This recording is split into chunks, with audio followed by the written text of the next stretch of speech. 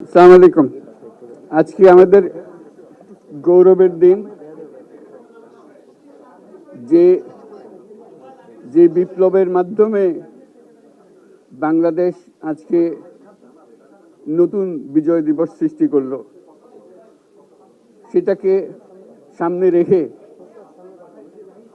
এবং আরো মজবুত করে আমাদেরকে সামনে এগিয়ে যেতে হবে। যারা এটা সম্ভব করেছে, যে তরুণ সমাজ, তাদের প্রতি আমি আবার সমস্ত প্রশংসা এবং কৃতজ্ঞতা জানাচ্ছি তাদেরকে। তারা আমার পাশে আছে।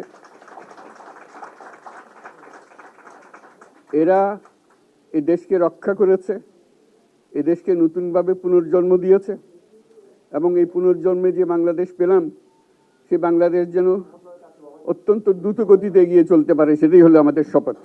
সেটা আমরা রক্ষা করতে চাই, এগিয়ে যেতে চাই।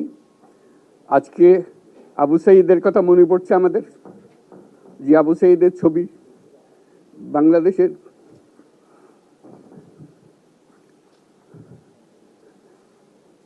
প্রতিটি মানুষের মনে গেঁথে আছে। এটা কেউ বলতে পারবে না। কি অবিশ্বাস্য একটা সাহসী যুবক।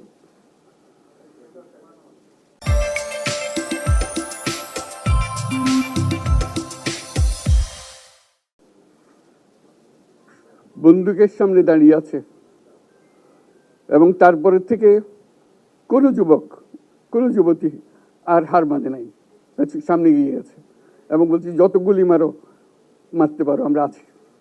তো যার কারণে এটা সারা বাংলাদেশ জুড়ে এই আন্দোলন ছড়িয়ে গেছে এবং যার কারণে বাংলাদেশ এই দ্বিতীয়বার স্বাধীনতা অর্জন করলো। এই স্বাধীনতাটা আমাদেরকে রক্ষা করতেই হবে। শুধু রক্ষা করা নয়, এই স্বাধীনতার সুফল প্রতিটি মানুষের ঘরে পৌঁছাতে হবে। তা না হলে এই স্বাধীনতার কোনো দাম নাই। এই স্বাধীনতাটাকে পৌঁছানো হলে আমাদের শপথ, আমাদের প্রতিজ্ঞা যে আমাদেরকে এটা করতে হবে, ঘরে ঘরে পৌঁছাতে হবে। মানুষ যেন জানে যে বাংলাদেশ স্বাধীন হওয়ার অর্থ হলো তার নিজের পরিবর্তন, ব্যক্তির পরিবর্তন, সুযোগের পরিবর্তন, তার ছেলে মেয়ের ভবিষ্যতের পরিবর্তন। এটা যেন প্রত্যেকে বুঝে নেয় এবং আজকের তরুণ সমাজকে বোঝানো যে এই দেশ এটা তোমাদের হাতে, তোমরা এটাকে তোমাদের মনের মতো করে গড়ে তুলবে।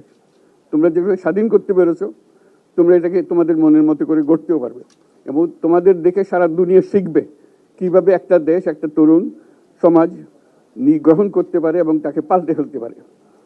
তাদেরকে আমি বারে বারে এমনি উপদেশ দিই যে পুরনোদের বাদ দাও, তাদের এই পুরনো চিন্তা দিয়ে এটার মুক্তি আমাদের হবে না। করি সারা দুনিয়ার মধ্যে এটা হবে না। এটা শুধু বাংলাদেশের কথা না, সারা দুনিয়াকে জুড়ে কথা বলছি।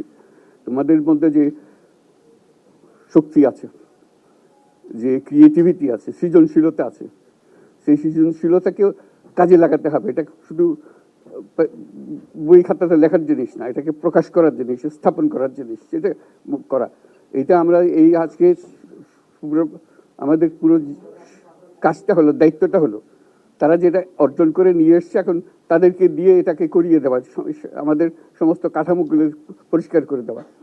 সরকার বলে একটা জিনিস আছে, কিন্তু মানুষের কোনো আস্থা নেই।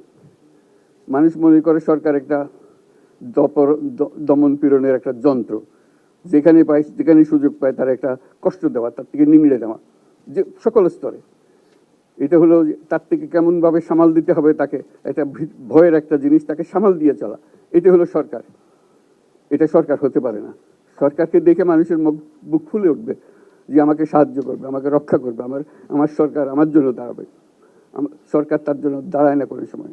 যে সরকার হবে, সেই সরকার মানুষকে রক্ষা করবে, মানুষের আস্থাভাজন হবে। এটা কেউ জোর করে তাকে বলার জন্য ভালো আছে, এটা না। সে নিজে নিজে বিশ্বাস করবে, সরকারি লোক দেখলে বলবে আমার লোক, আমাকে রক্ষা করার লোক। সেই আস্থাটা আমাদেরকে ফিরিয়ে আনতে হবে মানুষের মনে। তাহলে মানুষও যোগ দেবে এটাতে। মানুষ এখন পিছিয়ে থাকে যে কিসের মধ্যে আমাদেরকে ঢুকিয়ে দিচ্ছে। আমরা যেন জানতে পারি যে এইটা আমরা সবাই মিলে আমরা অগ্রসর হতে পারি। একটা বড়, সারা বাংলাদেশ একটা বড় পরিবার। এই পরিবার আমরা একসঙ্গে চলতে চাই এবং আমাদের মধ্যে দ্বিধা দ্বন্দ্ব যা কিছু আছে সরিয়ে ফেলতে চাই। যারা বিপথে গেছে তাদেরকে পথে আনতে চাই, যাতে করে একসঙ্গে আমরা কাজ করতে পারি। এর মধ্যে আমরা শুনলাম, আসার পথে শুনে আসছি যে এখানে আইন শৃঙ্খলার ব্যাঘাত হচ্ছে, মানুষকে আক্রমণ করছে, ঘরবাড়ি জ্বালিয়ে দিচ্ছে, সম্পদ জ্বালিয়ে নষ্ট করছে, চুরি করছে, দিয়ে যাচ্ছে।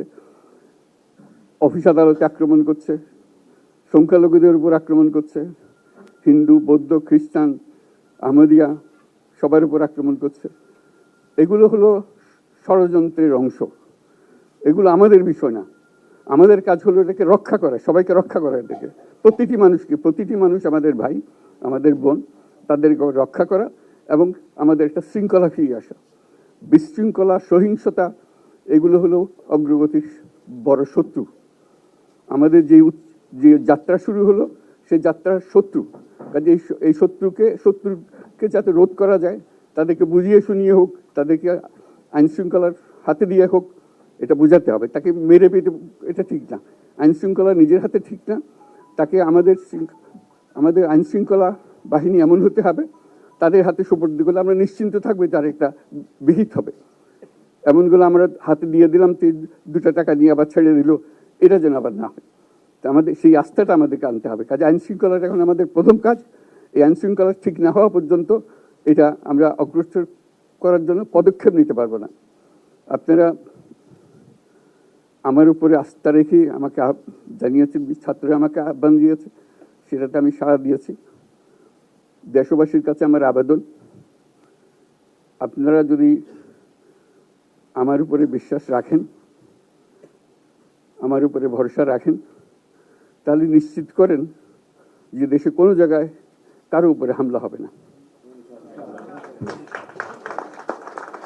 এটা আমাদের প্রথম দায়িত্ব।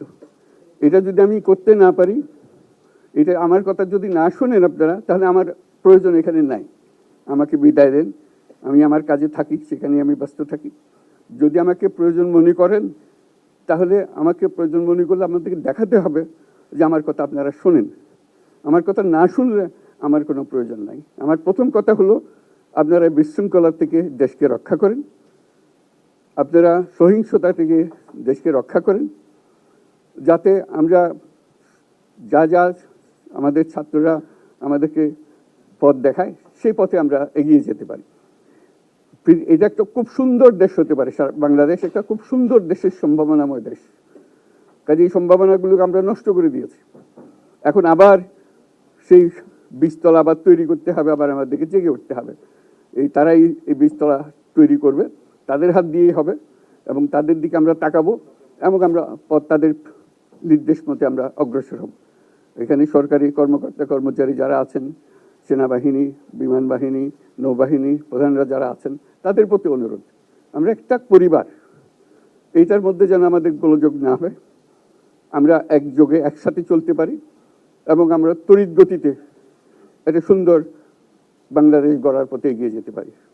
সেটাই আমার কামনা। আপনাদের সবার কাছে আবেদন, আমাদেরকে সেই সুযোগ দেন, আমরা সেই পথে আমরা যেন অগ্রসর হয়ে নিজের প্রশান্তি পাই। পৃথিবীর সবাই আগ্রহ করে তাকিয়ে আছে আমাদের দিকে। এখানে যখন ছাত্ররা রাস্তায় নেমেছে, পৃথিবীর সব জায়গা থেকে অভিনন্দন এসছে, যে তারা অবাক হয়ে গেছে। আমাদের তো গা শিউরে উঠেছে, প্রতিদিন যা হয়েছে অবিশ্বাস্য কাণ্ড।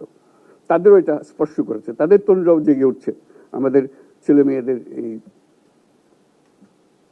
অভিজ্ঞতা থেকে, তাদের এই সংবাদ থেকে তারাও চোখ জেগে উঠেছে আমরা কি করতে পারি। কাজে আমাদের কাজ হবে এগুলো সম্পূর্ণ করা। আমরা আজকের থেকে শুরু করলাম, সেটা আশা করি আমরা দ্রুত গতিতে এগিয়ে যেতে পারবো। সবাইকে ধন্যবাদ।